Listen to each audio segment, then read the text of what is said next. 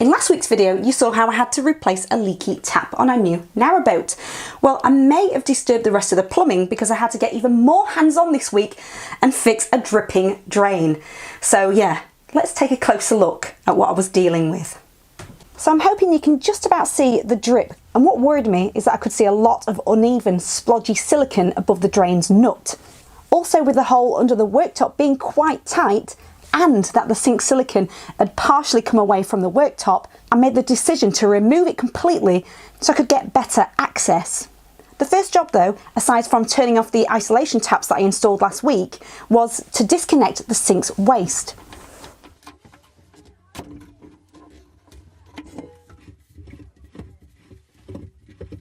And I poured any water in a bowl underneath. Now I know some of you are going to be asking, why don't you just pour that down the toilet next to you? And I didn't quite fancy showing you the innards of it, although that went out the window, as you'll see in a minute. And I noticed that the water had been running on the underside of the sink's wooden worktop, which wasn't really ideal. But before I moved the sink into the boat's dinette to work on, I thought I'd try and remove any extra water so it didn't go all over the carpet.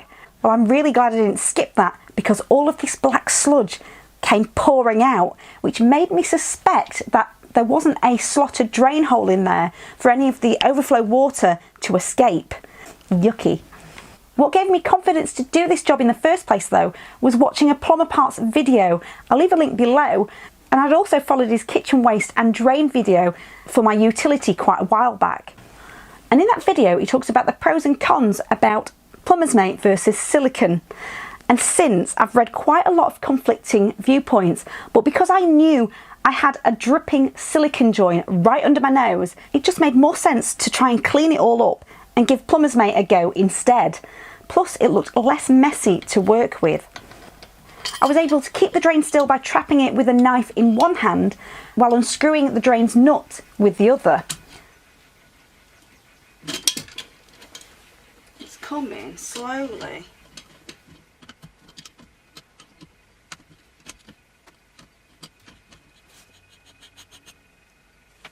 And then push it out by hand. And no, it turned out that the drain didn't have a slot, so before I nipped out to get a replacement with one, I know I could have drilled holes to create them, but the amount of silicone on there was just unbelievable, so I thought let's just cut my losses and clean up the silicone around the sink instead. Now before I do that, I'd like to thank WD-40 for sponsoring this project and for putting me and Hans on the front of one of their cans. I almost don't want to use this one, but since buying the Narrowboat, I've lost count of the amount of times I've needed to reach for their new flexible straw system. It's allowed me to reach in awkward places, like removing grime off the portholes, oiling the hatch runners, hinges on the boat, cleaning the windows, even marks off the paintwork. My favourite though is cleaning oily brushes in minutes. I'm not looking back. And wiping off marina adhesive when sticking a cable gland down on our roof during our internet install. And this plumbing job was no exception. So when I removed the drain, you could see at the top there was possibly some hard plumber's mate residue. And I sprayed WD-40 around the hole and gently scoured it off with a green plastic sponge. I didn't want to be too aggressive and potentially ruin it. Then I could flip it over and also spray some around the black washer seal because it was so difficult to remove by hand. The next job was to remove as much silicone as possible, but as carefully as possible. So luckily, I know a lot of you tell me that I should always use a sharp Stanley knife. Well, this is probably the only time it paid off by not replacing it. And really, if it wasn't for all this silicone mess that I had to deal with, this job might have only taken about 20 minutes. And there was quite a lot around the rim too, and I didn't want that to get in the way of when I had to apply fresh stuff when I needed to re-stick the whole sink down. Also, as an extra precaution, I brushed over with some sealant remover while wearing gloves to get rid of any of the residue of that as well. You have to apply liberally, leave it for about 15 minutes before returning and scraping off as much as you can.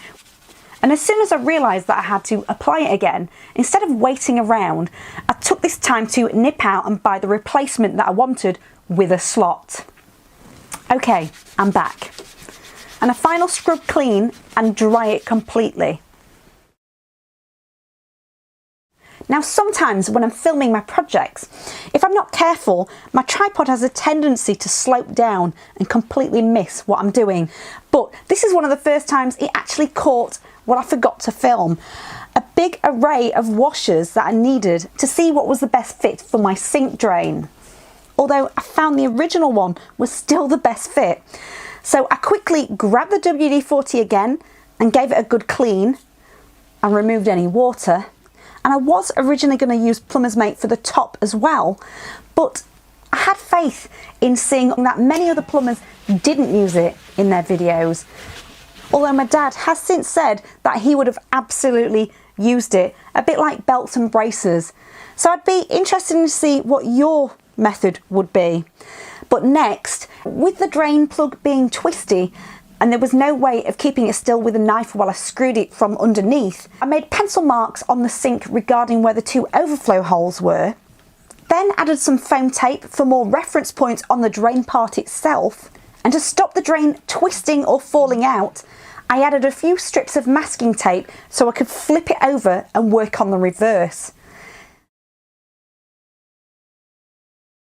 Now, for the Plumber's Mate, which is a non-setting putty, although I have had some plumbers tell me sometimes it sets rock hard, this is my first experience with it ever, and it looked quite fun to use. So I rolled it in a ball in my hands and turned it into a thick sausage and placed it around the drain. Meanwhile, I'm holding the drain upright, because the masking tape only held it up so much, then gently pressed it down to stay in place.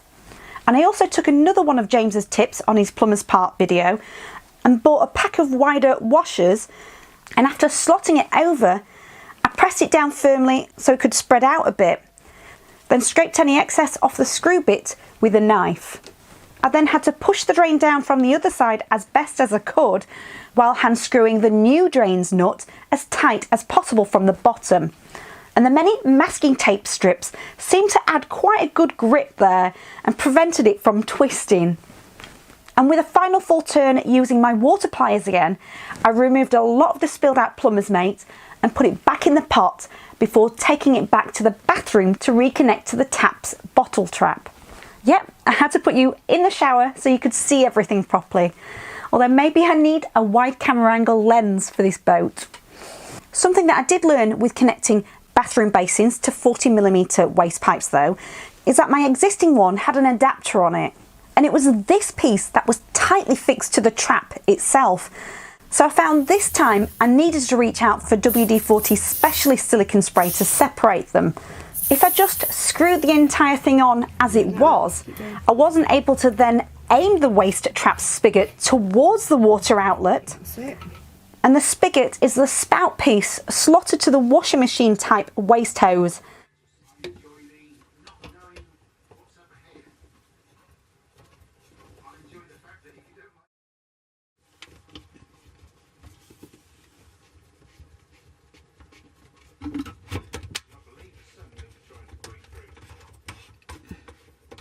Then I needed to remove the masking tape and the foam tape, which left a residue behind, so more WD-40 to clean that up, and then finally turn the isolating taps back on and test it again for drips.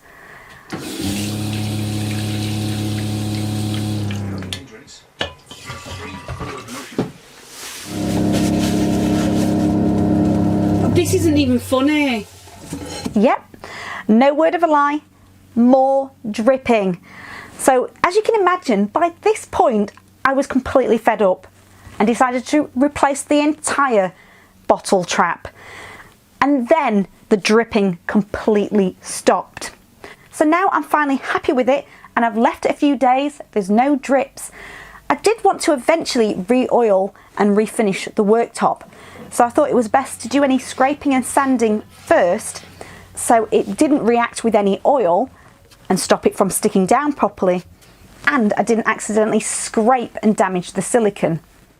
Anyway, As usual, if you do anything differently, feel free to comment below. And yeah, hopefully I'll see you in my next one. Thanks for watching. Bye.